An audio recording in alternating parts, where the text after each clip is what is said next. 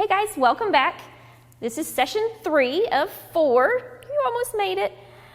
So let's recap for a minute so we can see where we're at. So far, we have defined gratitude.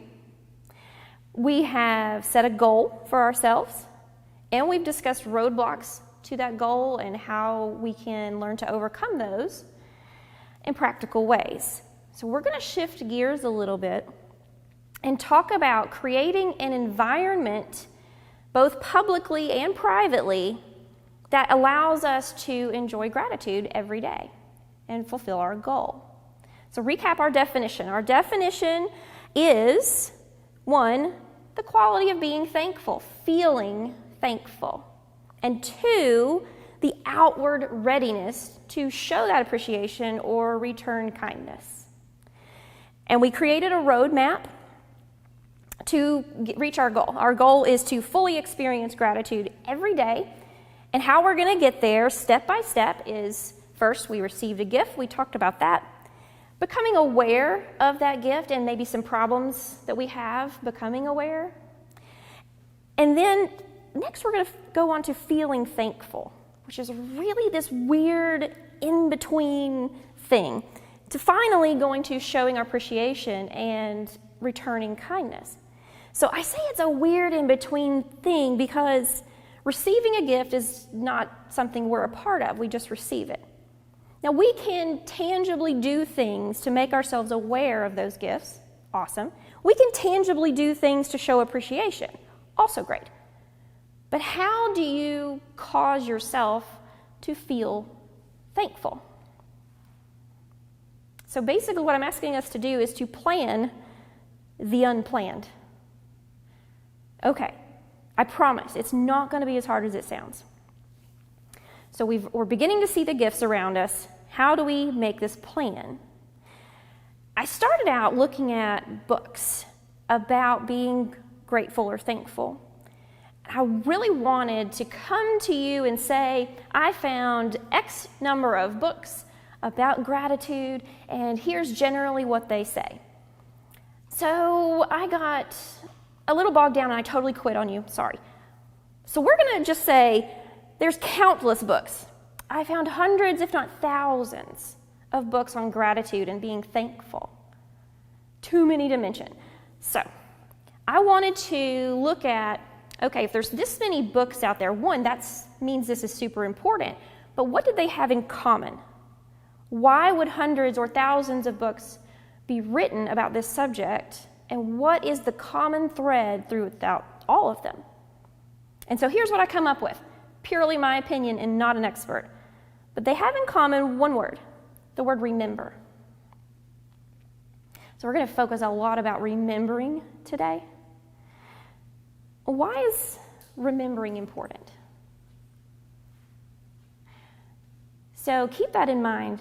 I'm going to take you on a little tangent here.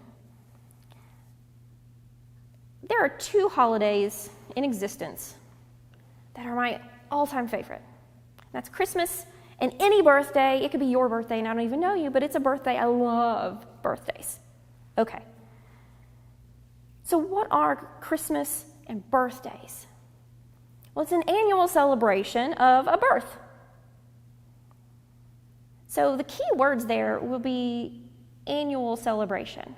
It's something that we make a point. We set aside a whole day, or in terms of Christmas, maybe a few months even, to remember a person. Not only to remember a person, but we set aside an entire holiday and a season to remember God's gift of Jesus. We set aside one day a year to remember God's gift of another person or ourselves.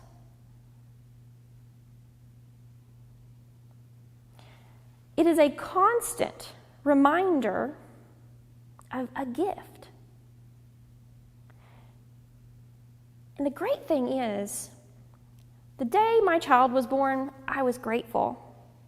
But every year on their birthday, I'm grateful for that same gift over and over and over. It's a wonderful thing that we can actually recycle gratitude. Think back Previous week, I talked about finding money in your pocket and how that was a surprise, but once you became aware of that secret gift, that you could feel grateful. Now let's think about a few days pass and you see your friend out and you say, hey, oh my gosh, you'll never believe what happened. I was rummaging in my pocket and I found this money. And suddenly, you find yourself feeling grateful all over again. By the act of sharing your gratitude, you are able to recycle that gratitude and feel it all over again. So why is remembering important? Well, even on days that you cannot find a single thing to be grateful for, you can always bring back something that happened in the past. So remembering is a way to tangibly bring back a feeling of gratitude, even when maybe your situation isn't really saying, I'm grateful right now.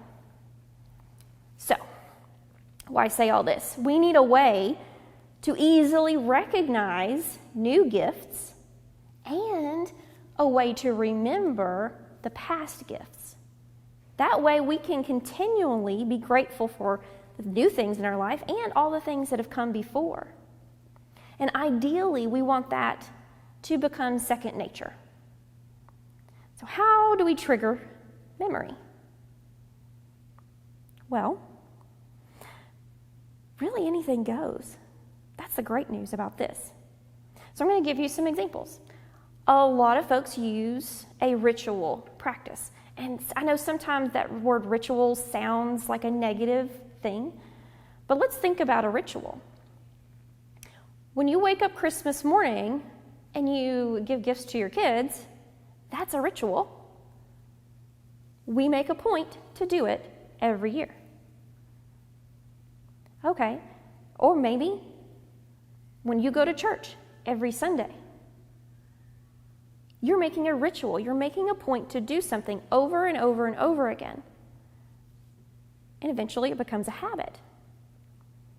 A lot of those books that I mentioned earlier talk about ritual practices. Maybe you have a set devotional time. First thing when you wake up, last thing when you go to bed. A lot of folks journal. Set aside a particular time. Maybe I can say, at 7 p.m. every single day, I'm going to sit down and I'm going to write down 5 things that I'm grateful for. That's wonderful. It's about remembering. And if you do it every single day, it becomes second nature. Okay, so I know what you're thinking. Well, what if I'm not good at that sort of thing? Because, I don't know. Who here is not great at remembering? Me. I'm actually really terrible at ritual practices. There's always going to be a day I slip up and then I want to give up, and it just goes all downhill from there. So maybe there's something else we can do, like a sensory cue. A sensory cue could be anything that uses your 5 senses. Maybe it's a visual cue. Let's say we write a Post-it note that says gratitude. Or maybe it's just a blank list, 1, 2, 3, 4, 5. And I stick it on my bathroom mirror. And when I walk into that bathroom, I see my blank list and I go, oh, I need to think of 5 things. And if I do that enough, it'll become a habit. Maybe it's a picture on your wall. Maybe a picture you've taken. Could be a memory of an event, a birth of a child, a marriage. Maybe it's a person who's passed away. But when you see that picture, it brings on a feeling of gratitude. Maybe it's nature. I grew up in really in the middle of nowhere, in the middle of Cherokee National Forest out in Sullivan County, Tennessee. But there was one drive, and I would just come around a bend, and the trees would just spread apart, and what I would see is this gorgeous view of Holston Mountain. Highly recommend the drive if you haven't made it. But every single time I drove down that road, I felt grateful. I didn't always know what for, but I felt that feeling of gratitude. It could be the changing seasons, really anything. Perhaps music is what touches your heart. Maybe a certain song, if you heard it every day, Put that as your ringtone on your phone. Make it your alarm when you wake up. Make your day include that sensory cue. The great thing here is that anything goes. Figure out maybe what comes naturally to me.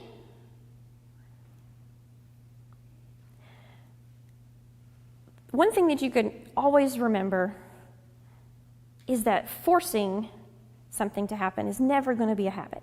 So, like me trying to go on a diet, it's never going to happen. I have to force it, so it's not going to work. So figure out what comes naturally to you. So I'm going to talk to you a little bit about habits and the science behind habits. I know we're getting off on a little bit of a tangent, but I think it was really helpful. I found a couple articles, and like I've said before, at the end of the 4 sessions, every article that I have talked to you about will be available as a link that you can click on. So the first article that I found that I want to tell you about is entitled, "How Long Does It Take for a New Behavior to Become Automatic?"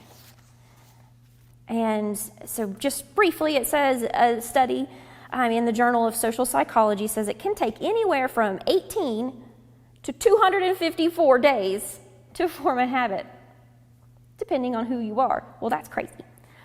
So I don't know what to tell you on that. So I'm going to go with the average. Later on in the study, it says the average amount of times is 66 days for a new behavior to become a habit, to become automatic in your brain. So 66 days. I'm going to round that off and say 2 months. Okay, so keep that in mind, 2 months. The second article is entitled "The Science Behind Adopting New Habits." And this is from a forum, actually.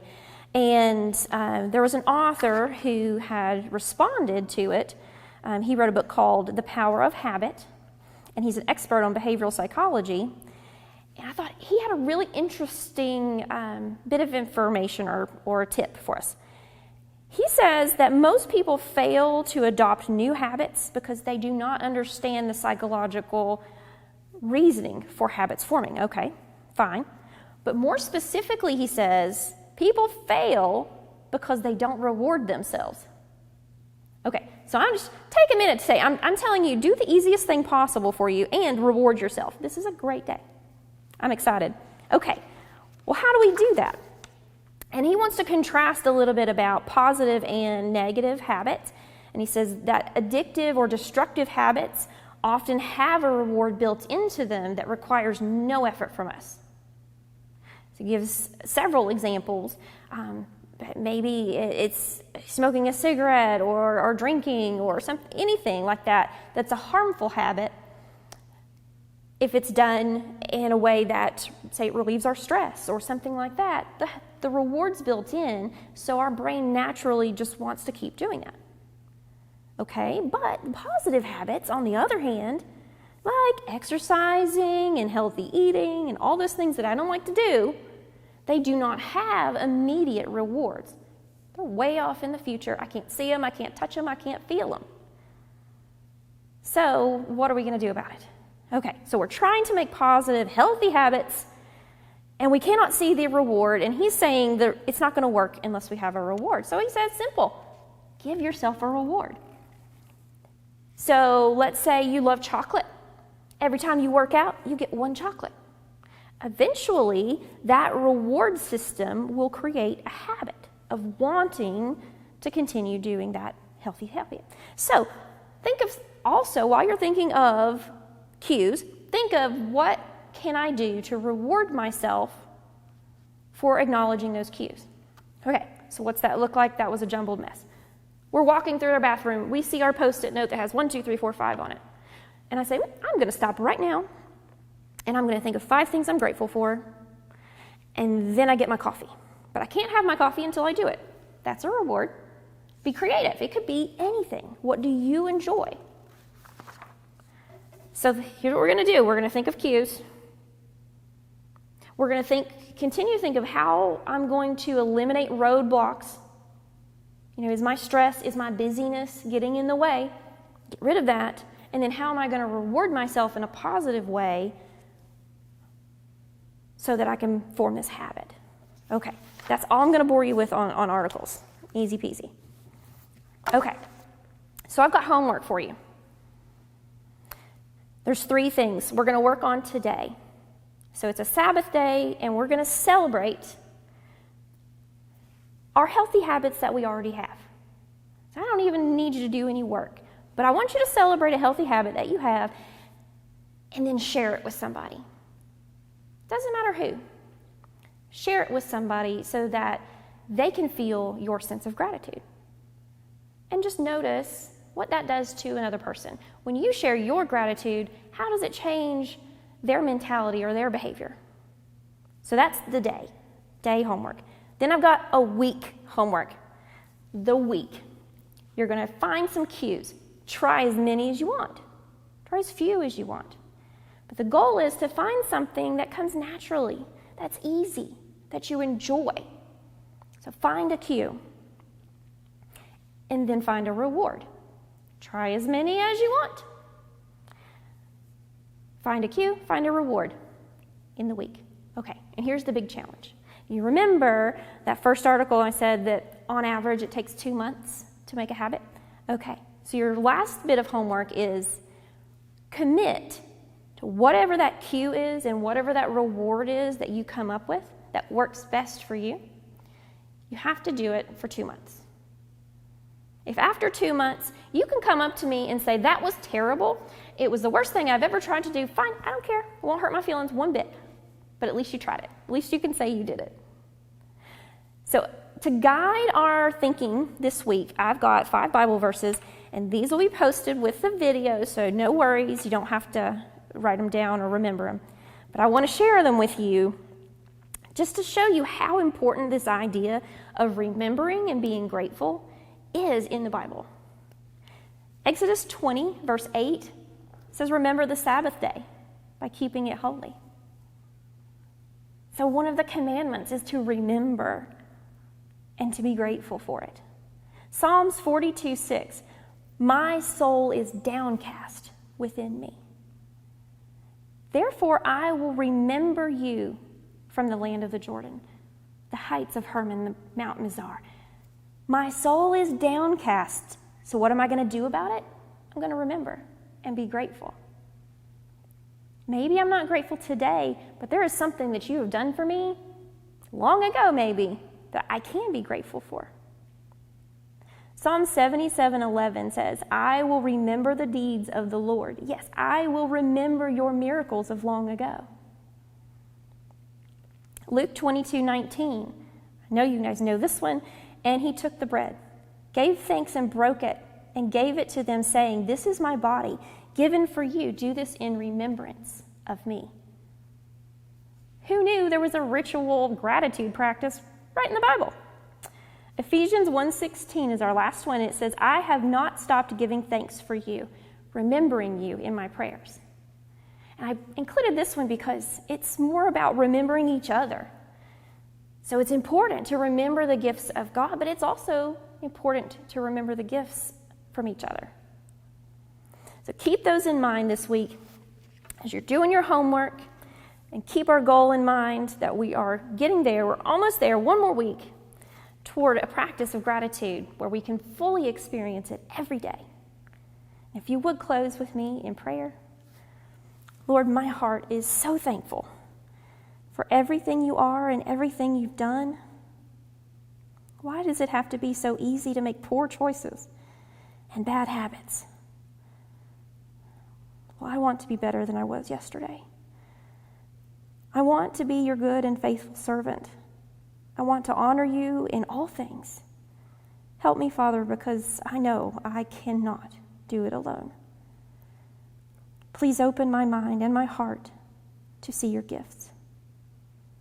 Help me remember the gifts from other people as well, and give me the perseverance I need to succeed. In Jesus' name, amen.